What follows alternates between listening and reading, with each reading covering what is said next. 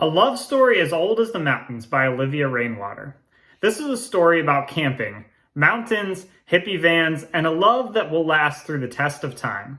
This story begins back during the Civil War in 1862.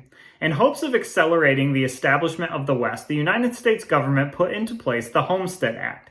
This act gifted 160 acres to any citizen that would cultivate and build on the land. My husband's great-grandparents took the government up on the offer. Great-grandpa and Grandma Rainwater found a plot of prairie land on the west side in the breathtaking mountains of the state of Montana. On this massive piece of land, they built a modest log homestead and farmed the rest. This story continues in 1984 at a camp when a handsome young lifeguard named Randy met a barefoot brunette camp counselor named Susie. Randy was in seminary to be an Episcopal priest, while Susie was studying outdoor education in hopes of becoming a park ranger.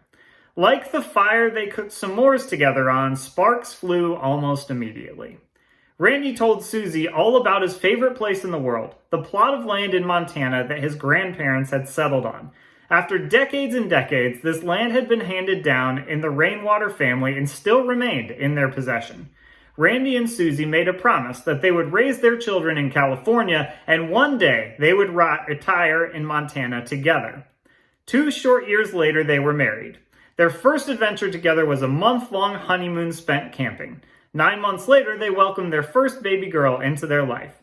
This was the start of their greatest adventure yet. Susie was barefoot and pregnant for the next several years as they welcomed a new baby into their life year after year until they were a happy family of 8.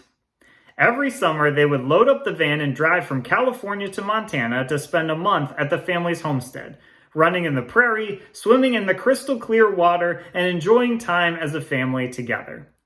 Randy was a respected pastor in the community, and Susie was a devoted stay-at-home mom. Together, they were in charge of every bake sale, Bible study, and event at the church. Although they were living in sunny California, were admired leaders in their church, and driving around 6 babies in their yellow Volkswagen hippie van, life was not always easy. Money was already short when God started to make some changes in their lives. During this time, God began to change Randy's heart little by little. God called Randy to radically change his life as an Episcopal priest to the life of a Catholic priest.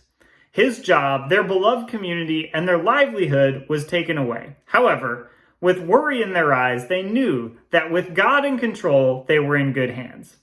As they began to navigate this new life, Randy started work at Cal Cedar, a pencil factory, and Susie scooped ice cream at the local Baskin-Robbins to support their family.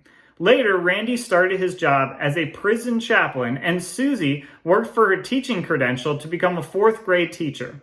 Although their life was taking unexpected turns, the Rainwaters were closer than ever as a family with God in the driver's seat.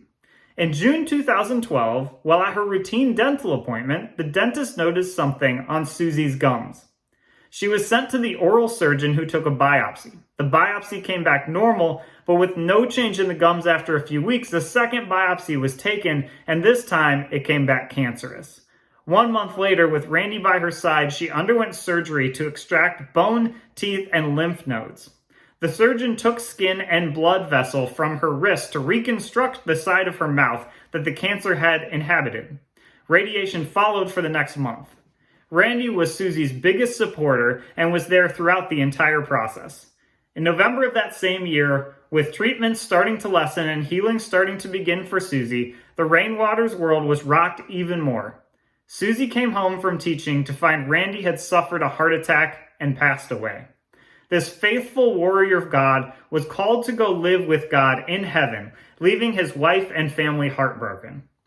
With all her kids away at school or scattered around the United States with families of their own, Susie continued to work as a 4th grade school teacher. She often reflected on her promise to Randy about moving to Montana after their kids had grown up.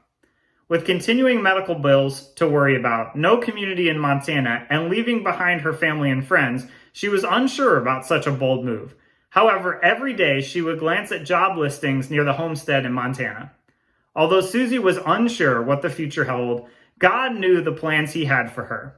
An opening for a 1st grade teacher appeared one day as Susie was doing her daily listings glance. Susie decided it would not hurt to apply. She received a call almost immediately, and before she knew it, she had signed a contract with the school in Montana before she even had the ability to tell her current school in California. Susie now lives in Montana full-time, living out the promise she made with Randy so many years ago.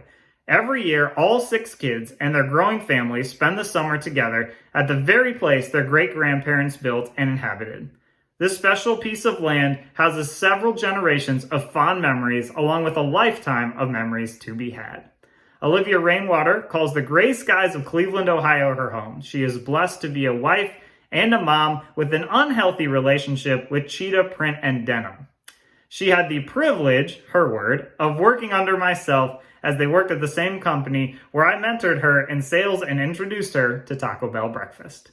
If you like this story and would like to read some more like it, I recommend checking out the book Beacons in the Darkness, Inspirational Stories from People I Know, available anywhere books are sold.